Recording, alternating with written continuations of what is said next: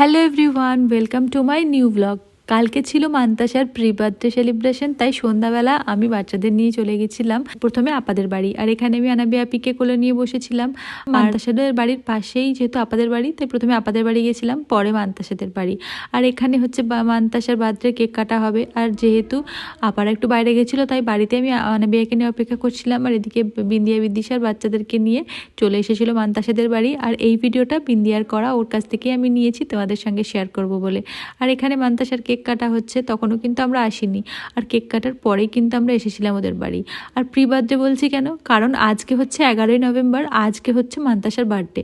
আর কাল ছিল 10ই নভেম্বর। কালকে আগের দিনই ওদের বাড়িতে ছোট্ট করে একটা বার্থডে অনুষ্ঠান করা হয়েছিল। যেহেতু এবার ওর প্রথম বার্থডে, তাই প্রথম বার্থডেটা ওরা ওদের স্কুলের বাচ্চাদের সঙ্গেই পালন করবে। তাই বাড়িতে ছোট্ট করে একটা বাচ্চাদের নিয়ে আয়োজন করেছিল, তো সেখানেই এসেছিলাম। তো এখানে মান্তাসার কেক কাটাও হয়ে গেল। আর এই ভিডিওটা বিন্দিয়ার কাছ থেকে নিয়েছি, আগেই বললাম। তারপর কেক কাটার পরে আমরা এসেছিলাম ওদের বাড়ি। কাটা হয়ে গেছে। আর এদিকে কেকগুলো অনন্যা সবাইকে কেটে পিস করে দিচ্ছে। ছোট ছোট বাচ্চাগুলো দেখো কেমন কেকের অপেক্ষায় দাঁড়িয়ে আছে, কখন ওদেরকে দেওয়া হবে, ওরা খাবে। তো সবাই একে একে কেক নিল আর খাচ্ছিল। আর এদিকে আপাও ভিডিও করছিল, আর এখানে সবাই মজা করছিল। যাই হোক, তারপরে চলে গেলাম ভিতরে মান্তাসাকে একবার দেখার জন্য। যার বার্থডেতে এসেছি তাকে তো একটু দেখতে হবে, তাই না? আর এদিকে ও চলে এসেছিলো ড্রেস চেঞ্জ করতে। এই যে এখন ড্রেস চেঞ্জ করানো হবে, কিন্তু তার আগে একবার দেখিয়ে দিলাম তোমাদেরকে। খুবই মিষ্টি লাগছিল মান্তাসাকে দেখতে। তারপর চলে এলাম বাইরে, আর এখানে আমিও কেক নিয়ে নিলাম। আর তারপর আমিও কেক খেয়ে নিলাম। আর এদিকে সুফিয়ান আমাকে বলছে যে ওর কেকটাই খেতে, কারণ ও ভাবছে হয়তো আমাকে কেক দেওয়া হবে না। তারপর যাই হোক, আমি কেক পেয়ে গেলাম। আর এদিকে আনাবিয়া আপি আমার ঘুমাচ্ছিল আমার কোলেই।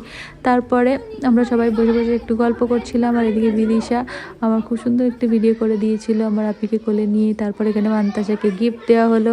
আর গিফটগুলো পেয়ে মান্তাসা তো অনেক খুশি, দেখতে পাচ্ছ।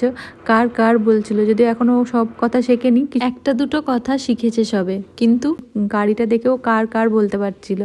যাই হোক, তারপরে এখানে মান্তাসাকে বিন্দিয়া নিয়ে বসেছিল। আর ওইদিকে বাইরের দিকে সমস্ত বাচ্চাদেরকে বসিয়ে কি সুন্দর করে খাবার দেওয়া হয়েছিল। সব বাচ্চারা কি সুন্দর লাইন দিয়ে বসে খাবার খাচ্ছিল, দেখে বেশ মজাই লাগছিল। তারপর এখানে আমাদেরকেও বাচ্চাদের সঙ্গেও খেতে দেওয়া হয়েছে, চাউমিন, পায়েস, রসগোল্লা, এসব কিছুই। তো আমরা সেটাই খাচ্ছিলাম। আর খাওয়ার সময় আনাবিয়া আপি কিন্তু আমার কোলেই ছিল, আর কোলে নিয়ে ওকে আমি আস্তে আস্তে খাবারটা খাচ্ছিলাম। আর এখানে বিদিশা এই ভিডিওটা করে দিয়েছিল। থ্যাংক ইউ বিদিশা ভিডিওগুলো করে দেওয়ার জন্য। আর এই সময় একটা কিন্তু মজার ব্যাপার হয়েছিল, যখন বিদিশাকে বললাম বিদিশা আমরা ভিডিওটা একটু করে দাও তো, তখন আপারও মনে পড়ে গেছে যে আপাকেও একটু ভিডিও করতে হবে।